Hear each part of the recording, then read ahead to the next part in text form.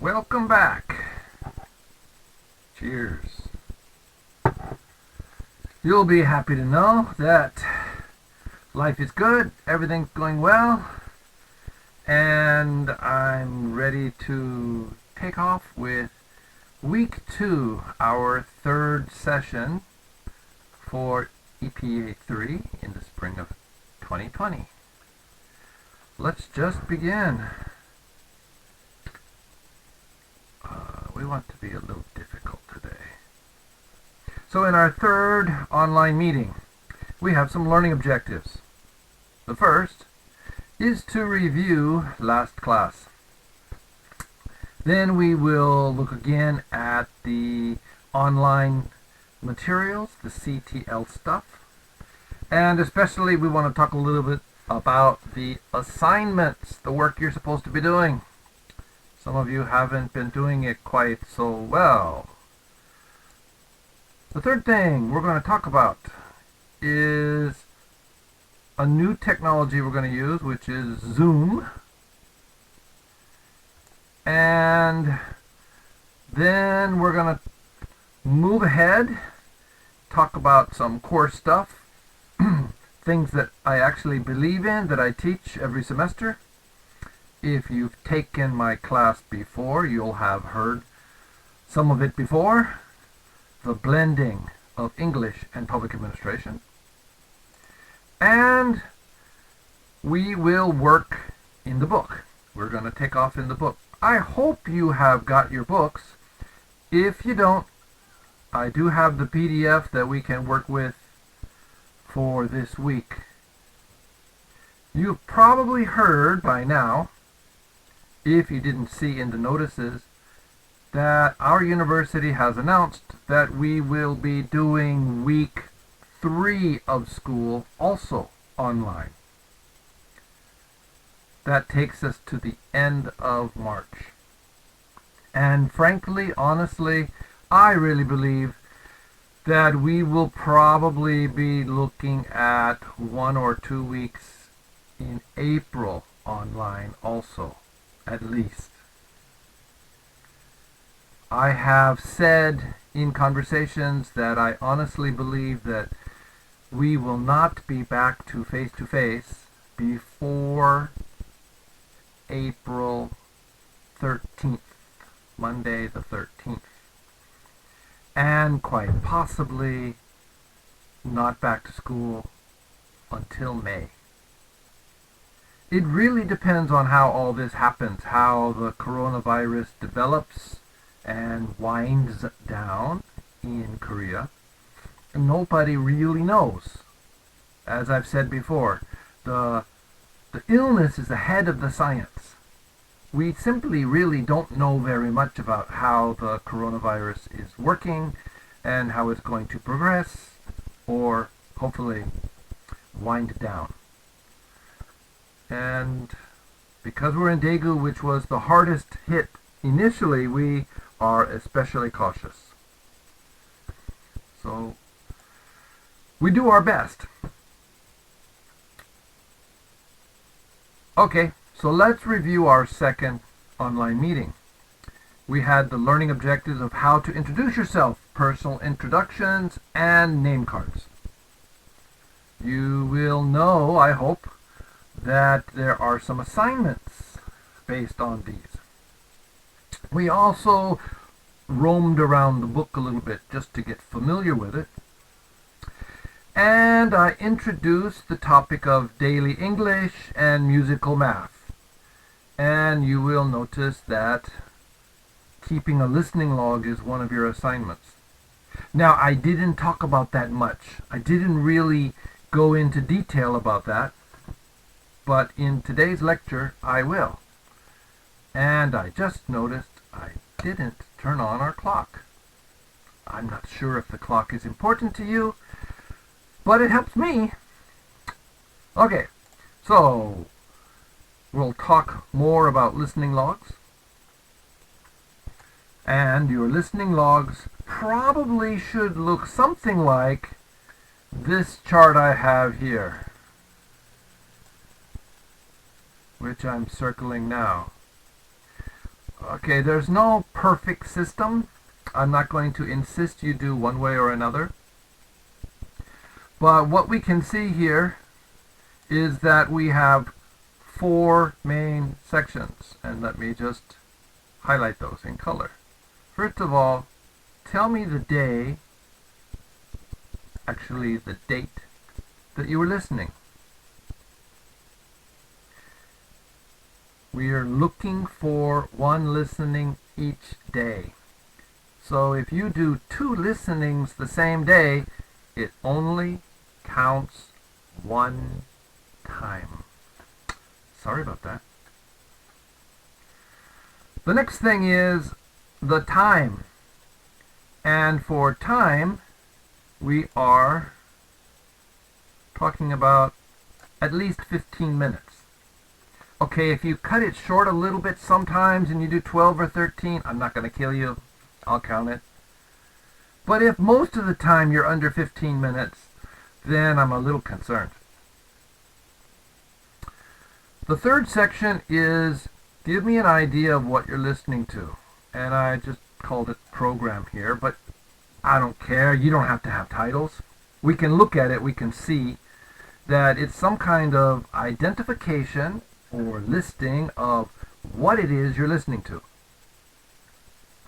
Now this one, I want to point out that we don't want to listen to the same thing all the time for 13, 14, 15 weeks of always the same thing. It's not bad to listen to the same thing. I mean, go for it.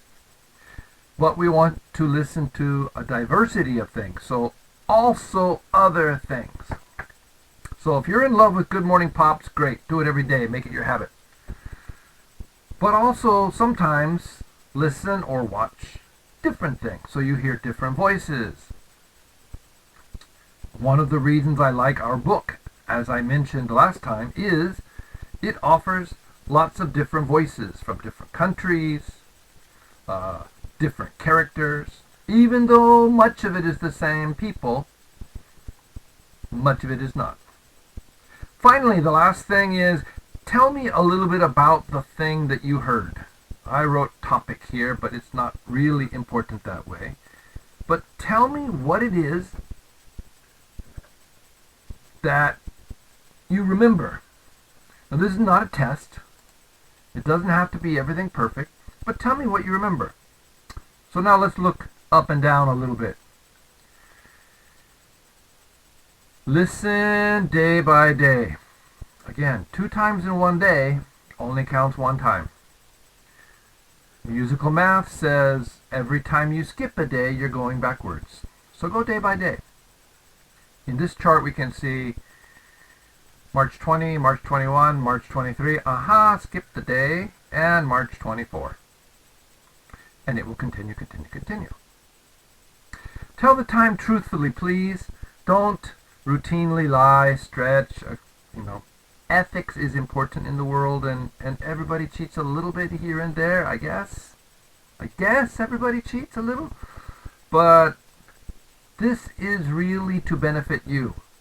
So cheating time is hurting you. Okay, again, listen to different things, not always the same thing. Here we can see I had Good Morning Pops and NCIS Season 11. And then I had a TOEIC tips book and The Wizard of Oz, a movie. Notice that TOEIC's tip book is in red. Before that, in time.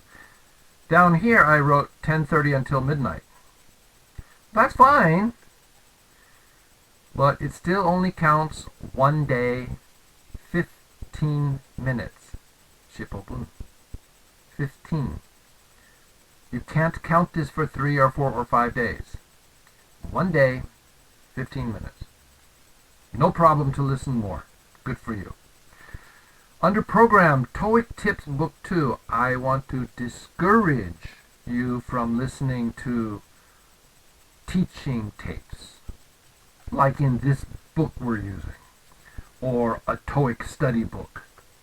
Not that it's bad, but it doesn't give you the diversity of listening that you really want. So maybe once a week to listen to a study book as part of your listening log is fine. Be free. Be happy. Enjoy studying your TOEIC book, your TOEFL book, your English listening exercises book. That's good for you. Do it. But for this class, our purpose is to try to broaden our listening, to open our ears to English in its many forms. So one day listening to pop songs is fine. You've got a recording of 3 or 4 songs by the same artist. Well, that's okay. 3 or 4 different artists. Well, that's okay. But not only pop music every day. Not only a study book every day. And if you're into some TV series, even NCIS, which is something I like, but I'm old, right? Don't listen to it every day, because every day doesn't really help you. You want that diversity of listening. Now I'm going to adjust this camera a little bit because I noticed that it's shooting really high. Let's see if I can lower it just a little bit. Does it help a little bit? You'll also notice there's a lot of shine on my head. Well, that's too bad. I tried to change the lamp over my head. Doesn't seem to matter. I'm just shiny up top. So, oh well. I didn't want to put cosmetics on. I'm not a makeup man. I don't use cosmetics.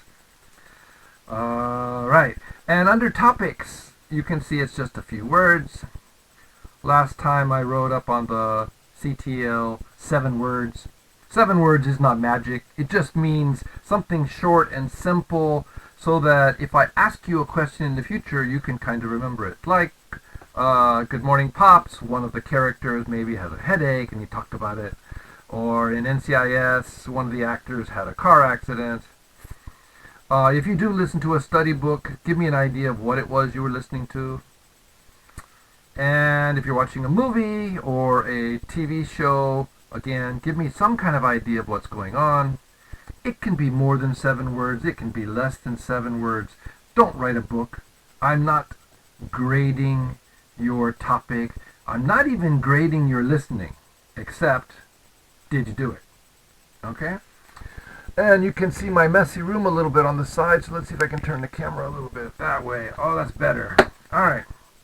Kind of, sort of. So, day by day, tell the time, listen to different things, and don't write too much. Okay? So that's kind of an introduction to the listening logs. I hope you've already started. If you haven't, please be honest. Don't go back and cheat. Don't supplement. I'm not going to kill you if you miss a couple days here or there. We've got a target. It's in the CTL. I mentioned it last class. And depending on how the semester goes, when we come back to face-to-face, these things can change a little bit. My grading is not very strict. We will negotiate some things as we approach midterms. But the listening logs are not just for me. They also help you. So please don't be too shy about your listening logs. Alright? Now, we're going to introduce some new technology in this class. We have been using recordings because there's a lot of things at the front we want to talk about. And we call that front loading sometimes. Front loading, where we put a lot of information up in the front. So it's been easy for me to just record my lecture, one-way teaching, and then to ask you to do assignments. But this class is really a lot about conversation, communication, orally, speaking and listening. So we will move to an interactive platform. Okay? We're going to use Zoom, which you might have heard of. Zoom is a video chat meetings technology. Now, yes, we can use Skype and things like that, but they're much more limited. Skype video allows, I think, 7 participants. Skype audio allows more, but I want to see your faces. And you want to see mine, I hope. There are a few other choices out there, but a number of people on this campus are going to go with Zoom, and so I'm following the crowd. You might be using Zoom in another class. Zoom is not an official technology of Keimyangdae. So if you are not willing to use Zoom, you need to tell me. I cannot force you to use Zoom. But realistically, if we don't have some kind of interactive meeting, it changes the class completely. If you're taking a conversation class, a pure conversation class, then other professors are doing similarly. So let's give it a try, and after 1 or 2 weeks, if we really don't like it and we need to stay in distance mode, this kind of not in the classroom teaching, then we'll look at something else. Because I haven't used Zoom before, and I'm still studying it, even though some other professors on campus are already using it. Right? Some others are already using it.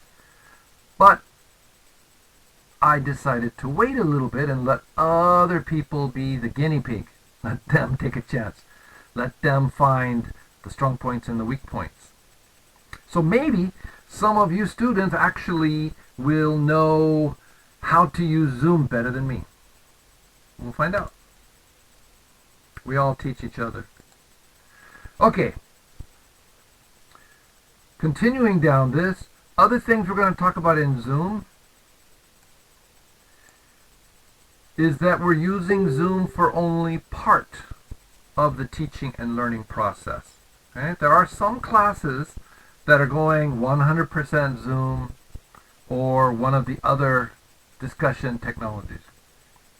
But we're going to stay with recordings for part of the class so that we make use of Zoom for its primary purpose, which is communicating, which is sharing information, which is talking back and forth.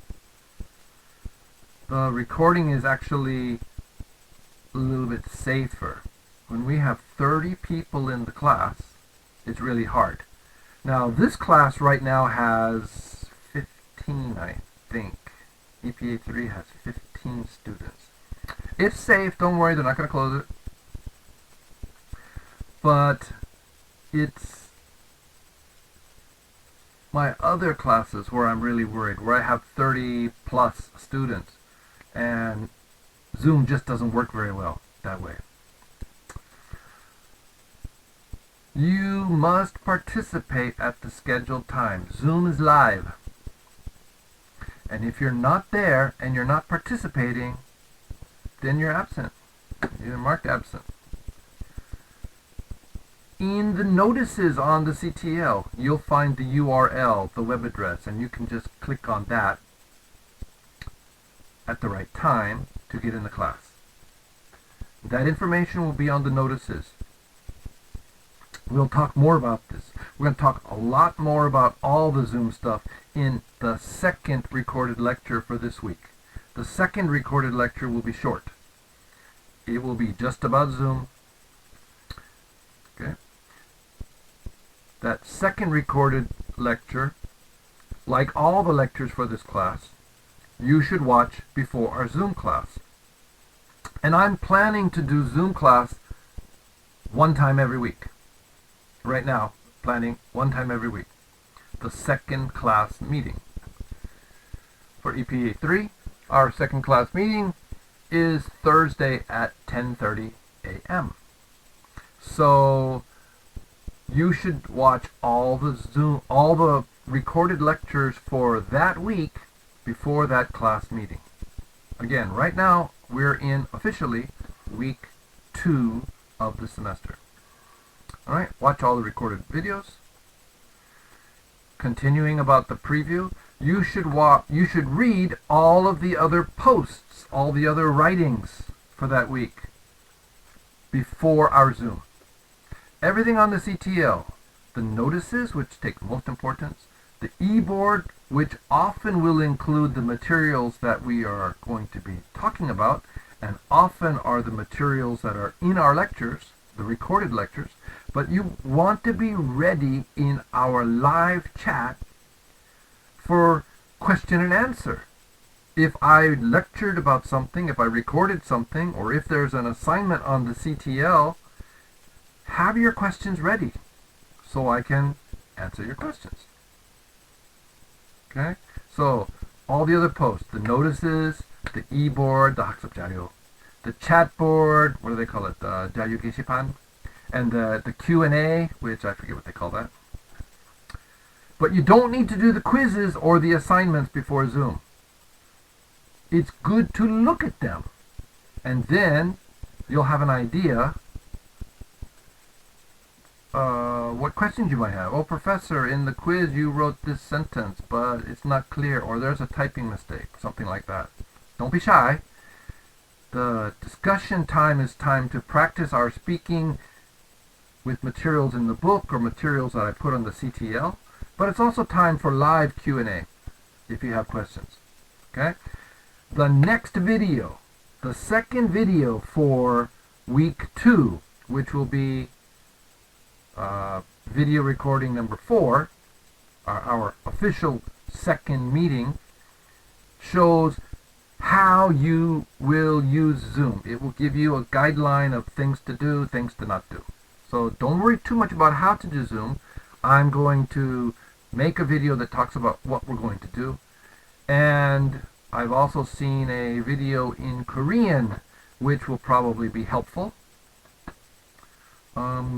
But every person, every class that uses Zoom might do a few things differently. So don't just follow something you find from somewhere else. Be sure to pay attention to any information I give you about how we will use Zoom. Okay.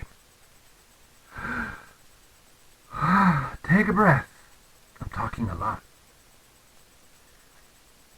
Everything here, so far, you'll get the key information again. Okay? There's nothing here that's going to kill you. Listening logs? Not difficult. I will put this slide on the 학습 자료. Zoom technology? We will talk about it again in our second recording. The second recording for this week, actually it's class meeting number 4, will be short. So 15, 30 minutes maybe? Maybe 30 minutes. Mainly focusing on Zoom. So let's move ahead. The topic here is blending, merging, joining English and public administration. If you go back and look at my name card, you'll notice in my name card that I have a comment about merging or blending, and I call it subject plus language. Where's my name card? Where's my name card? It's missing here. Here we go. And blended learning, subject plus language. Let's see if we can put this where you can see it. I'm doubtful. Maybe we can do it this way. Ooh, that's really hard. It's in red and blue. I don't think you can see that. Anyway, the red mark says blended learning, and the blue mark says subject plus language. Alright. So that's that. You can see my messy room. So I'm going to move from this PowerPoint slide kind of thing into the CTL, the web page, and some images from the web page. So let's open up the web page. Where did you go? Where did you go? Oh my gosh, it's hiding.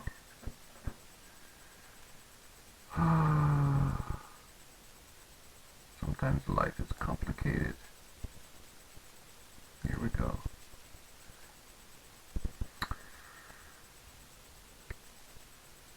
And if we, let's shrink this some more. Well, it doesn't really matter right now. If we're looking at week 1, which is passed officially, but we're giving you an extended time to work on week 1, you'll see that there are 3 notices published.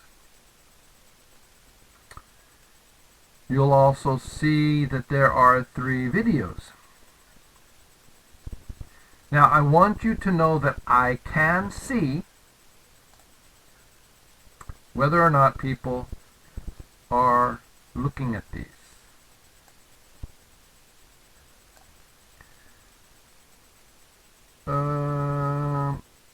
Here we go.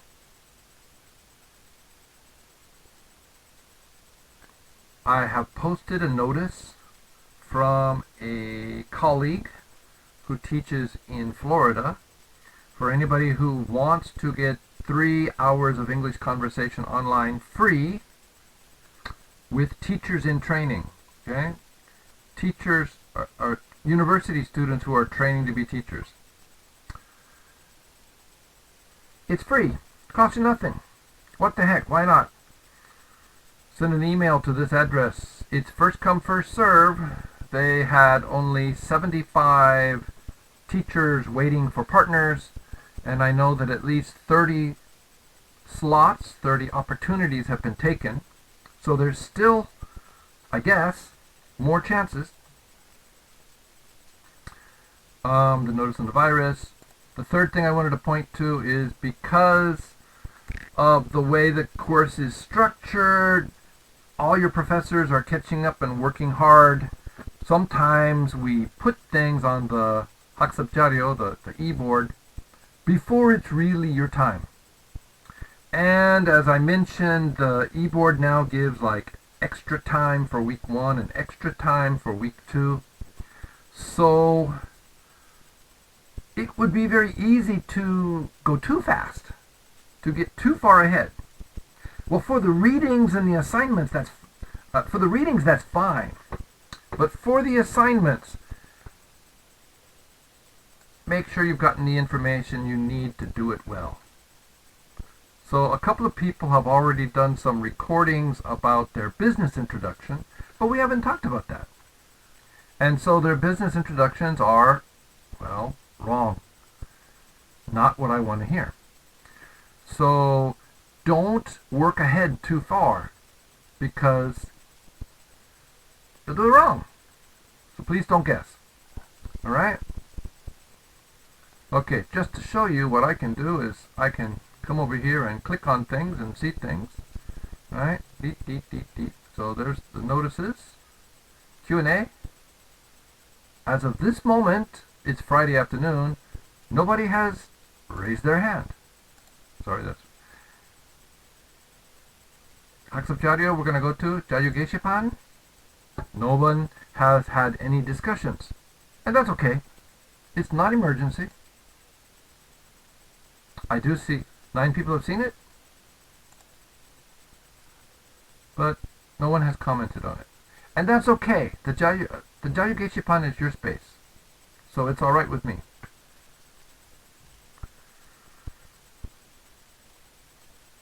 We're not dealing with Chulsuk right now. We're not going to do any, let's see, no discussion management. There are some quizzes that we're going to deal with.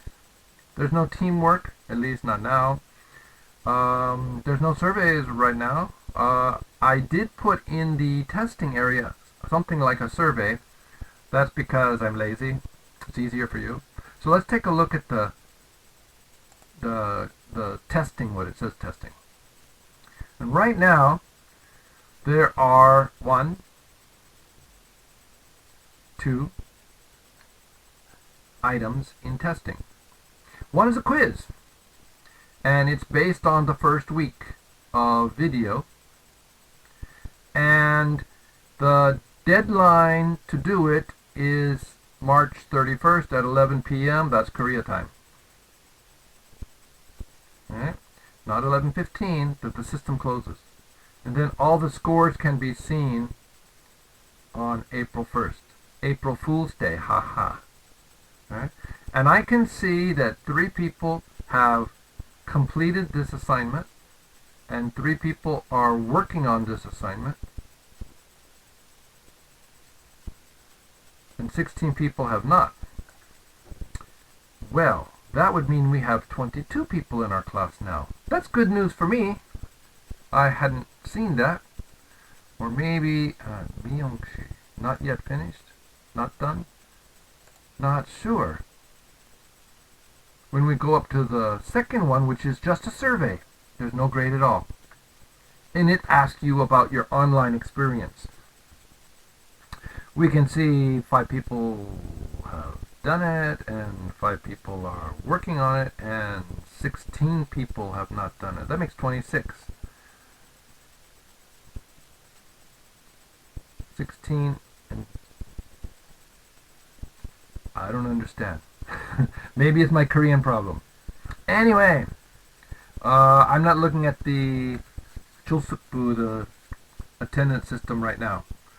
Again, you have time, but this particular poll, which is not graded, closes on the 25th. Closes on the 25th. That's Wednesday, right? 25th is Wednesday. Right. Okay. So, we go back to the 2 key points now. And I actually prefer looking at things from the plain Kanishio. So I'm going to change class real quick. Now, we can see Kwaje. And there's a lot, but don't get intimidated because it's not that hard.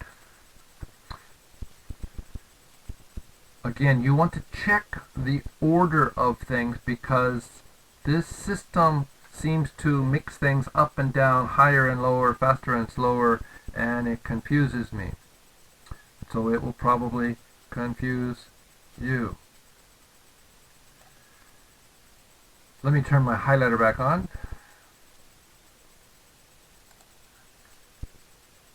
The first thing you should do is the written self-introduction. Alright? That's first. Because then you're going to record your self-introduction. And you can just speak into your microphone or cell phone or whatever exactly what you've written.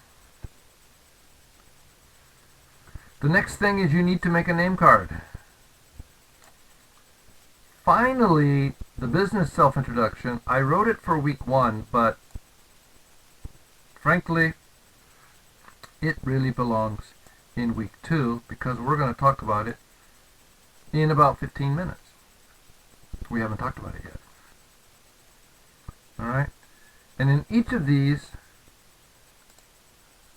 if you go into it, it will give you guidelines. You need to be ready to do your self-introduction following the guidelines that I gave you in the Hakusuk Jaryo and the CTL. And you need to record your voice doing your self-introduction, but that's different. So here, give me your written self-introduction, the way you would say it. As of today, Friday, only 2 people have completed this. 14 people are working on it. Now, I don't really know what that means, but working on it. Looked at it? Not sure. But again, it's something we want to get sorted out. Here it says we have 16 students. Okay, so assignments. Finally, let's look at the Hakusuk Jaryo. Now, here it only shows one thing because that's new. I'm not sure what you see. I can only see what I can see. But if you click on the box to unpack it, we've got that same notice that goes up at the top, books and more. It's a notice inside the 학습 자료. It's not a notice up on the notice board. It's a notice in the 학습 자료. Okay? And we're going to go into that. And then we did our self-introduction, introduction to class and self-introduction. I gave you the model. So this is the model that you should use for your assignment. There's an example of a name card. You need to make a name card. You can make it just simple text. You can write it with pencil and take a photograph of it and upload the photograph. I don't care, but you've got an assignment for a name card. And my name card is there. Key learning points from the first week. Need to have a name card, a notebook. Do you have a notebook right now? Are you taking notes? Because if you aren't, you should plan to watch this video again and take notes. Because some things in these lectures will go on the 학습 자료, but some things will not. Okay? Remember to check all the sections of the CTL before class. Class means before you watch the next week's videos, or class means before face-to-face, or class means before a Zoom meeting. Okay. Some listening resources, review of musical math, studying English in public administration. That's our today's topic. All right, hold on just a second. I want to take a look at something.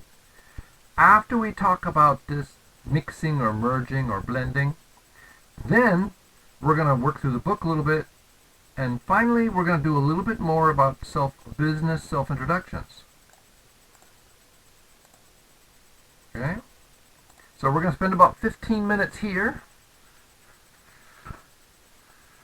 and then we're going to work through the book. 12 minutes here maybe. All right, so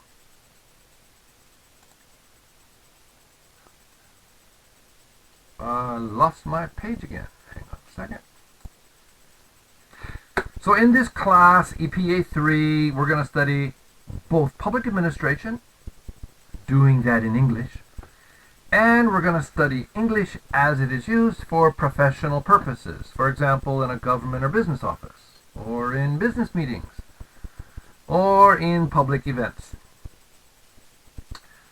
Notice that I'm wearing a tie here. Now, I'm not wearing a jacket because I'm in my home and it's warm enough here, and I have a couple lamps on my sides.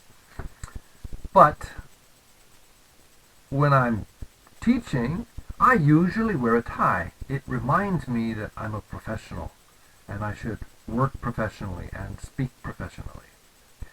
And it's one reason why I don't like to speak Korean.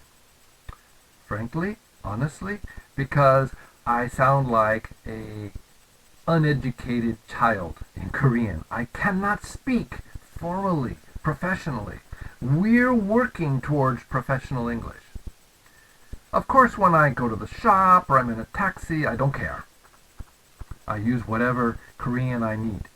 But we want to grow our professional language skills so that we sound like we want to sound. We sound professional. So, we can imagine 3 types of English study in university. General English, which is often English conversation, can also be English grammar and writing. When I say general English, I mean there's no special purpose for that English. It's the kind of English we can use anytime, anywhere. Of course, we could say tourism English is a kind of specialized English, and yeah, a little bit, but let's compare general English to the 2 other kinds of English that I identify here. The second type of English study in university is what I call test English. It's the English you need to pass a certain kind of test.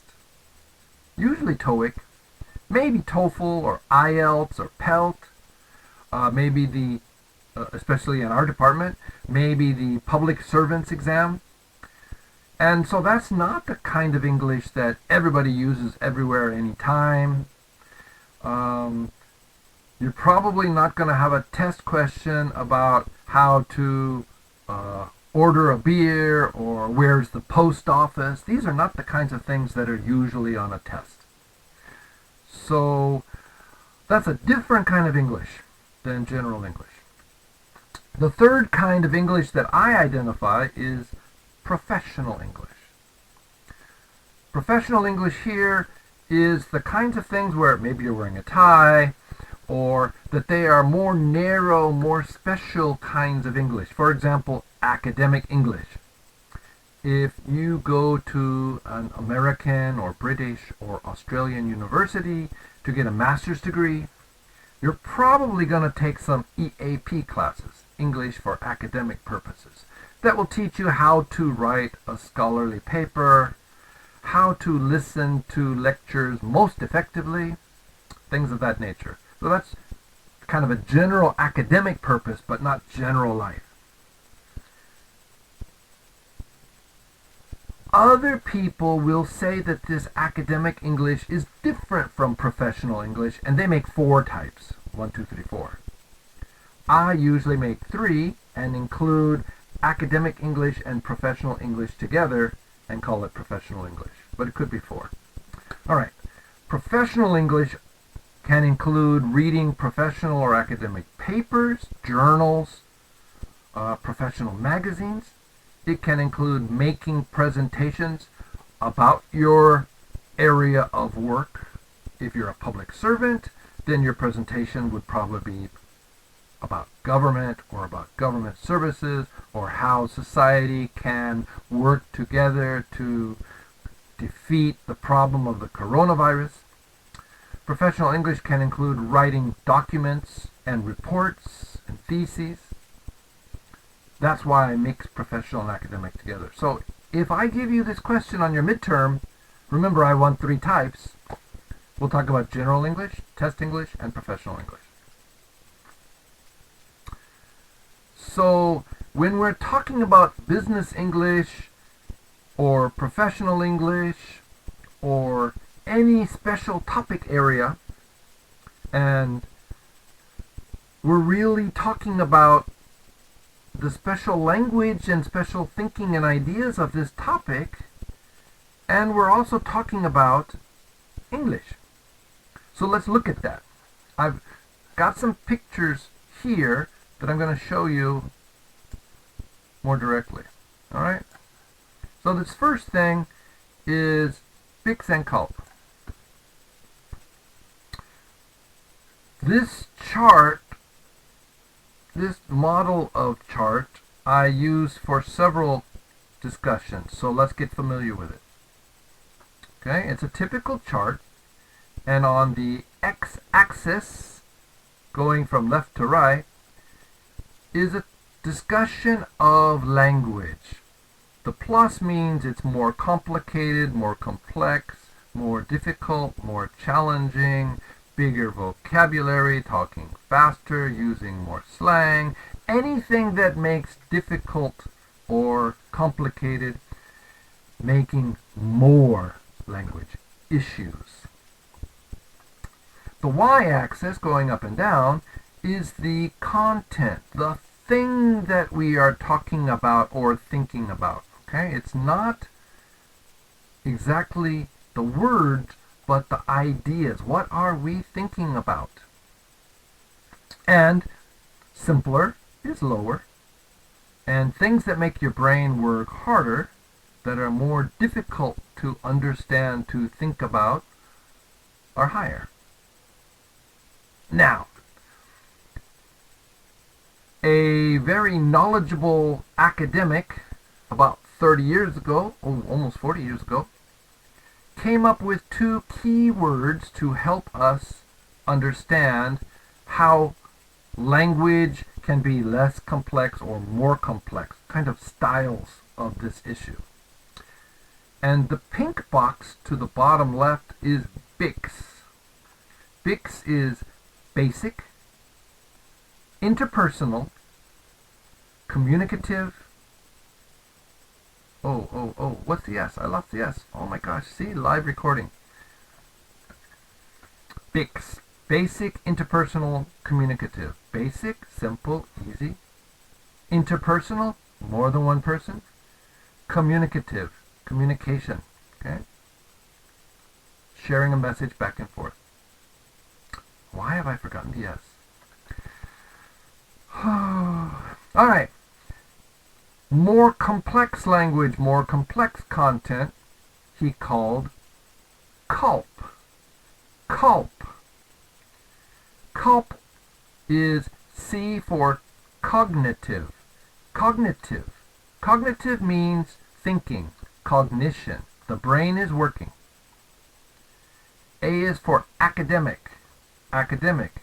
Education related. 교육의. Right? Things that are connected to higher studies. L is for language. So, cognitive, thinking, academic, language. P for processing. Processing meaning doing. Cognitive, academic, language processing. In this blue area, your brain is working more hard. More hard. Oh, I do good English, huh? Yeah. The content is more challenging. So you have to think harder. C. The language is more complex because it's more challenging content. We cannot talk about simple things in a complicated way. And P for processing means you're doing it. Now, how does that work for us? Well,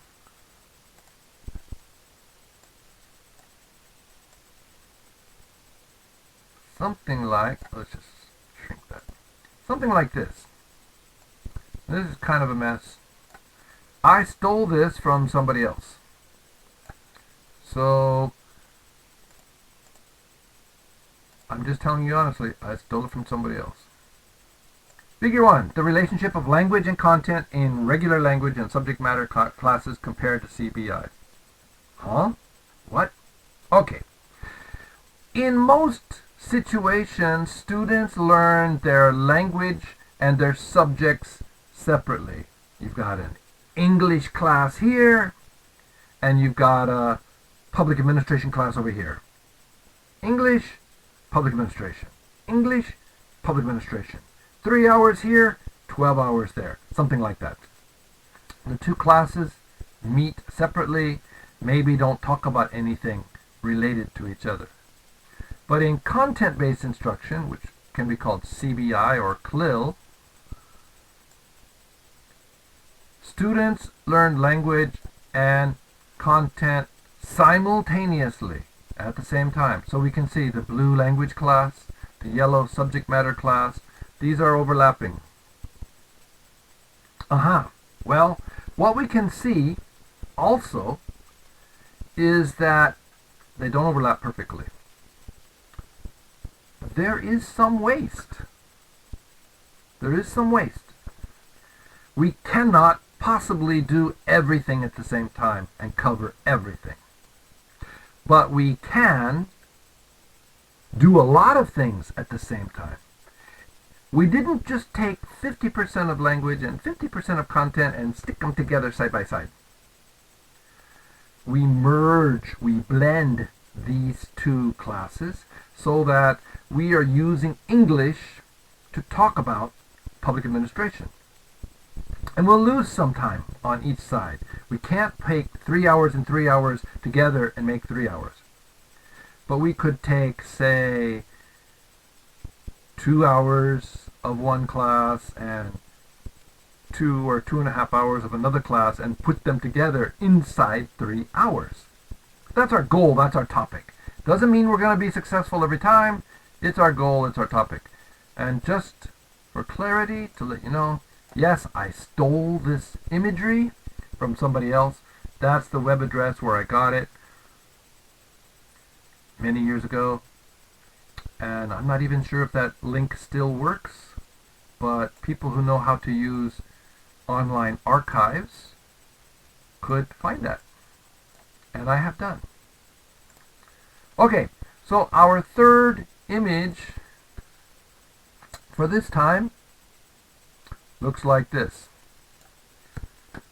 So we have, again, our language line, our x-axis, and our content line, our y-axis. Now I've added a word here, intensity. Intensity means like pressed together, power, working really hard.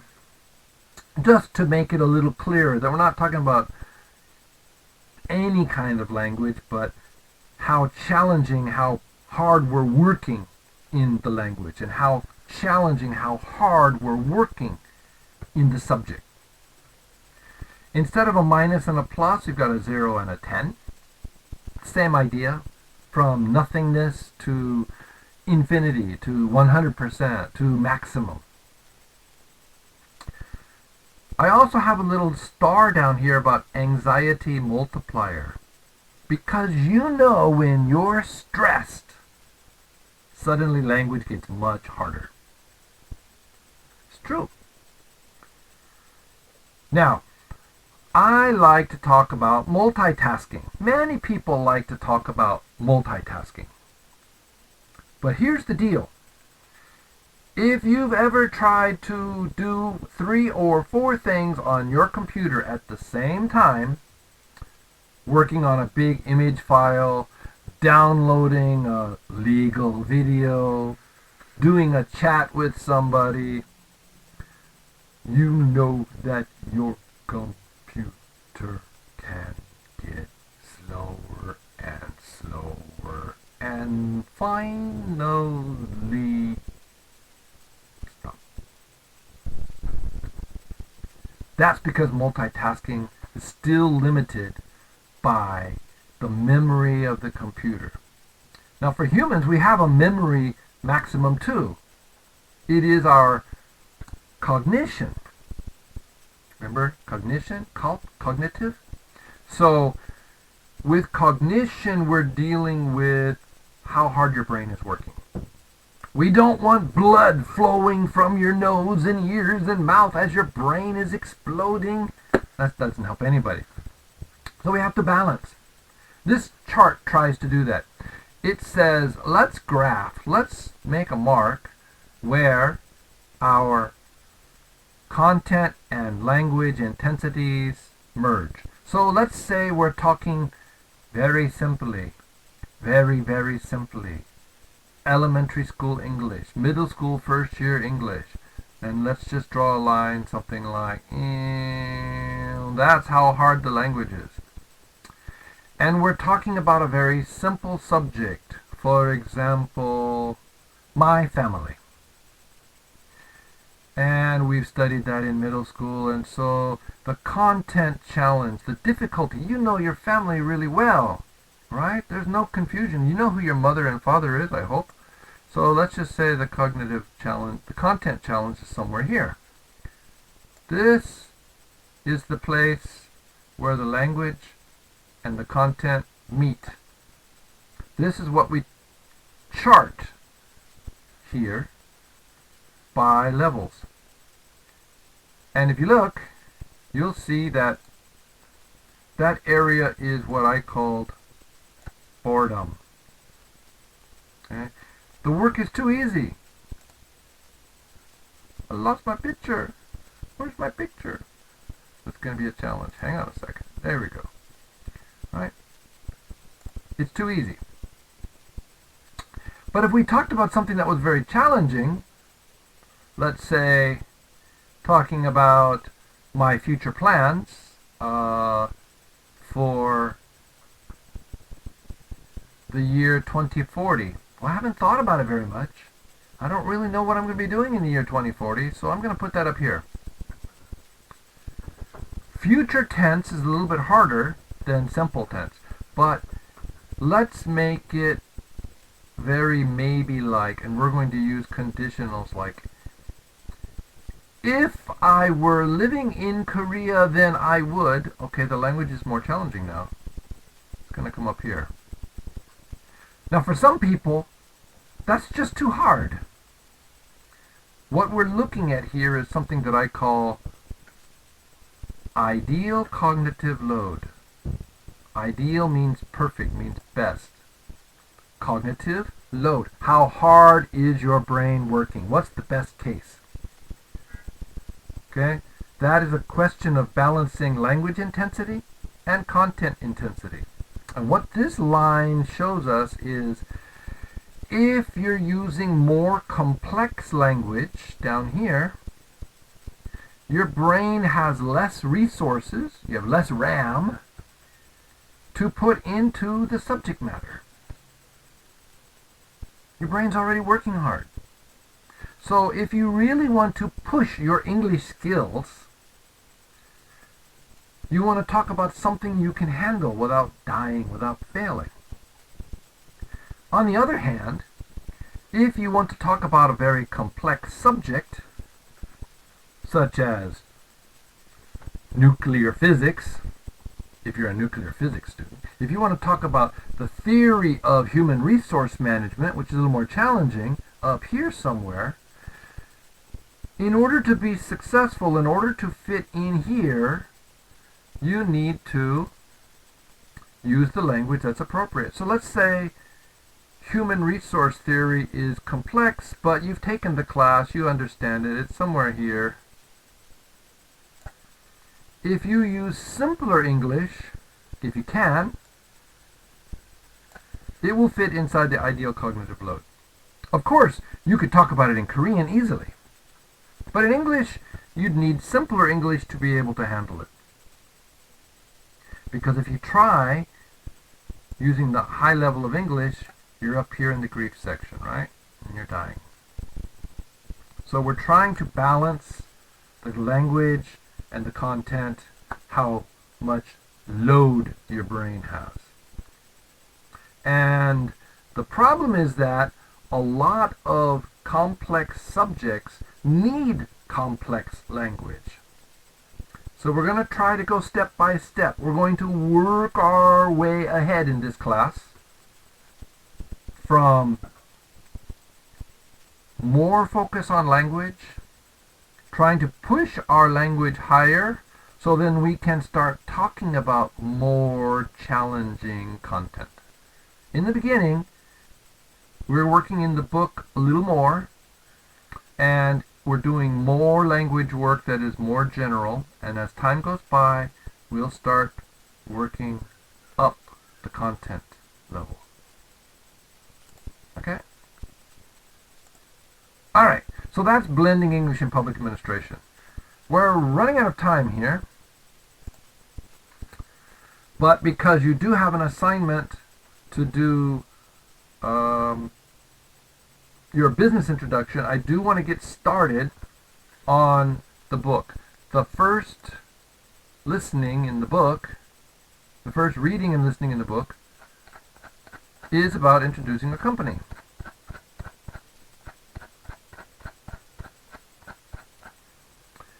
And it's right here. Let's shrink this just a little bit. Alright.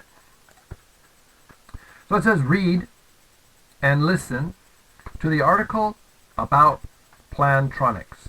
Remember, our objectives in this chapter are to answer questions about your company, to exchange information about a company, and to respond to a business inquiry.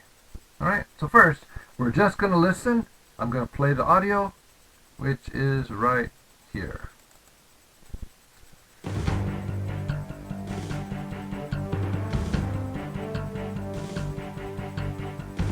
Unit 1, Talking about your company.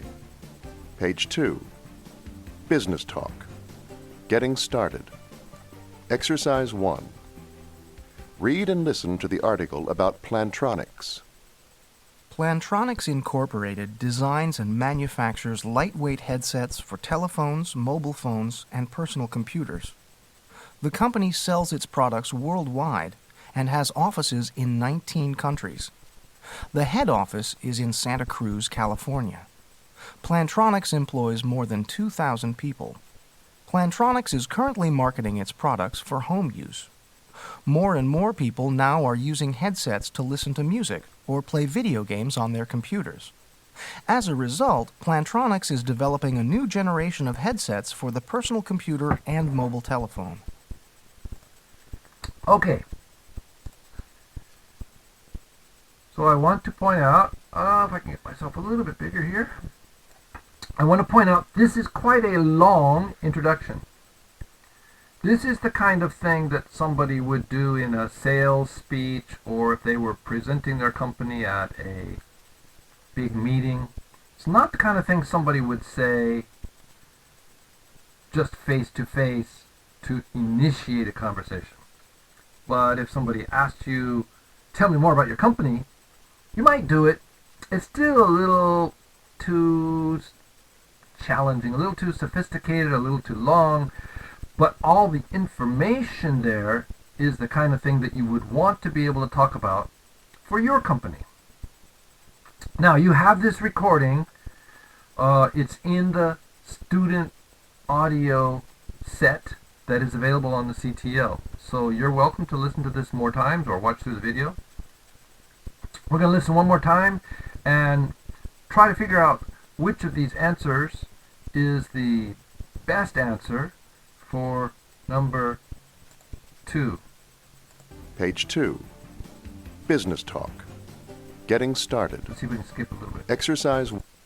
Plantronics Incorporated designs and manufactures lightweight headsets for telephones, mobile phones, and personal computers. So we can see in the model, the sample, designs is the right answer. Can you find the right answer for the next 4 items? This is pretty simple, standard study English stuff. The company sells its products worldwide and has offices in 19 countries. The head office is in Santa Cruz, California.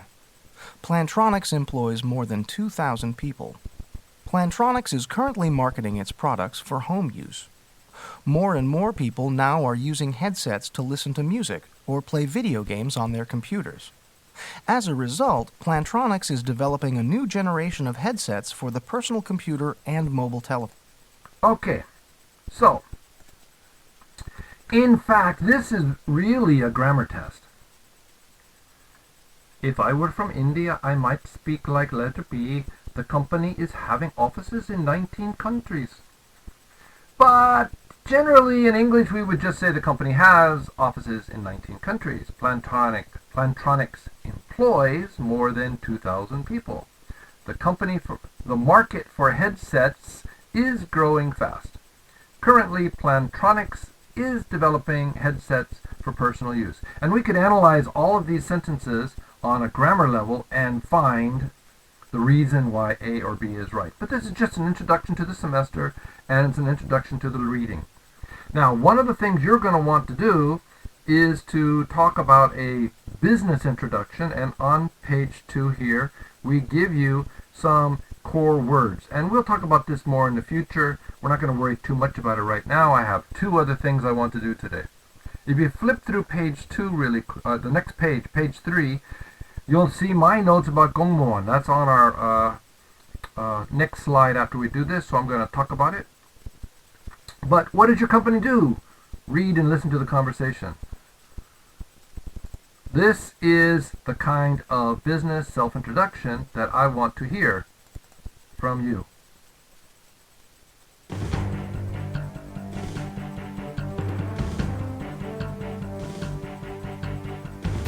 Page 3. Conversation. What does your company do? Exercise 4. Read and listen to the conversation. What does your company do? We're a financial services company. Oh, are you based in the United States? Our head office is in Atlanta, but we have offices all over Latin America. So what are you doing here? Right now we're working with a bank in Rio. That's interesting. And we're opening an office in Sao Paulo, too. Okay, so if we do this again, you'll notice that there are red writings where there is an alternative answer. So instead of we're a financial services company, she could say we provide financial services. We're not going to deal with that today. At the bottom, you'll see that there's some things to do, but here's the 3 key points. What does your company do that's separate from what do you do? Okay, and people could ask both questions. I work for Plantronics. Plantronics? Are you a farming company? No, no, no, no, no, no. We are a electronic technologies company, or something like that. All right, so I'm going to close that. Whoops, you don't need that. Reminder that the audio files that I sent you, file 2 and file 4, for me, I think are your file 1 and 3, but I'm not quite sure. Check the front of the book. It shows which videos or which audios go with which things. Okay, so as we're wrapping up here, a common question as you do your business self-introduction is, hi, my name is Jim Jones. I'm with ABC Company. Or, I'm Jim Jones. I'm an engineer. Or, I'm Jim Jones. I'm a sales representative. Maybe I'm a sales representative for LG Technologies. When somebody asks, what do? You can answer about your career. I'm an engineer. Maybe you worked at 4 different companies. My brother was a computer programmer. He worked about 6 different companies. And one company he went back to 2 different times. Worked here, worked there, came back to here, worked there, came back to here. Okay? His career was computer programmer. Or if you think of yourself as a company man, I work at Samsung Electronics. I work at ABC Enterprises. Or you could talk about your job title. I am a department head. That doesn't help very much. You could say, I'm chief of planning at Dalsa District Office. Something like that. Okay? Your job title. I want to point out that very often we hear people say, I work at. I work at sounds low. Sounds like you are the cleaning woman, the 청소 아줌마, or some kind of not a Thai job. Much nicer to say I work with. That means we're kind of equal. We have high level, high class. I work with other people. Now it can be challenging. For example, as a professor, I probably would say I'm a professor at Gaming University. I wouldn't say I work with. Okay. With sounds a little more equal, but maybe not quite as deep in. It's a little challenging. Just know that if you have a chance to say I work with, then it sounds a little more distinguished. When you talk about what you do, you want to think about your typical day, what you usually do. The reason is because if you're a clerk, or you say, I'm a public servant. Yeah, well, what do you do? Well, I work at the Citizen Service Center. Okay, the Minwonship. Okay, well, there's 25 staff there. What do you do? Right? Are you the coffee copy girl? Coffee? 팀장님, 차 주실래요? Right? Are you the coffee girl? Are you the copy girl? Hey, make me 25 photocopies of this document. Coffee copy girl? It's kind of my joke. It's not a real word. Are you working with citizens every day? I process citizen applications. Please don't say civil petitions. It sounds really yucky. Civil versus military petition. It's like, give me this. I know they translate it that way, but it's a horrible sound. I work with citizen requests, or I handle citizens' applications. I help issue things like birth certificates and death certificates and family registers. Help us understand what you do. I mentioned the word 공무원. How do we translate this? Well, there's at least 4 ways. And And the first way, the way that I prefer you to say it, is to say, I'm a public servant. That sounds like Jimmy Carter, right? Jimmy Carter, the picture down at the bottom. Jimmy Carter is now 90 plus years old. He still is volunteering. He's building houses in Habitat for Humanity, right? He's 90 years old. He doesn't have too much ego, too much pride. He really is a public servant. If I say I'm a public official, I'm a public official and I'm going to tell you what to do, it sounds very bossy. And that doesn't sound kind at all. Sounds like I have all the power, right? So I don't like that one very much. If I say public officer, now it sounds like I'm in the military, or I'm a police officer. You know, I've got the little star, the little moving wall, the little buttons on my shoulders, and you know, this is it's like public official. The next one is public servant, and that's actually a very common use in the United States. But unfortunately, citizens usually think that public servants are lazy. Sounds like, well, you know, I work from 9 a.m. to 6 p.m. I take my 1 hour break. I don't take any work home. I get my guaranteed pay. With Korea, we talk about the iron rice bowl. You can't get fired. Civil servant makes us think about these charts that guarantee pay and work, and yes, it's all correct, and we talk about the civil service to compare versus the military service, but public servant really sounds the ideal word these days in the 21st century. Now maybe in another 10 or 20 years the fashion will change and we'll have a different word to use, but for now that's our key word. And for now, that's pretty much our class for this session. Now remember, introducing your company and yourself professionally. With your name card, your introduction is really short. Hi, my name is Jim Jones. Here's my card. Whoops, you can't see that. And here's my card. I'm handing the card to somebody and just giving my name. Or, I'm Jim Jones with Korea Highway Corporation. Here's my card. Here's my card. Sorry, I'm off the camera. Here's my card. That's all we need. Then somebody can ask a question like, oh, which office do you work in? Oh, I work in the Miriam office. Because I live in Miriam, and I know we have a Korea Highway Corporation's office in Miriam. So I said, oh, I work in the Miriam office. What do you do? I'm a maintenance officer. I drive the truck along the highway and pick up debris and things like that. Oh, it doesn't sound very good. Or I am a toll booth attendant.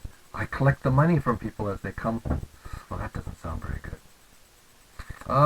But you know, try to find ways. You've got time. Do some investigating. Find out what kind of job you want. We want you to make your name card. Imagine your future. Remember your assignment with a real address, a likely possible phone number. Give us an email address. It's for you. Have fun with it. And then when you do your business introduction, be able to introduce yourself nice and simply, and then someone could say, Korea Highway Corporation, what is that?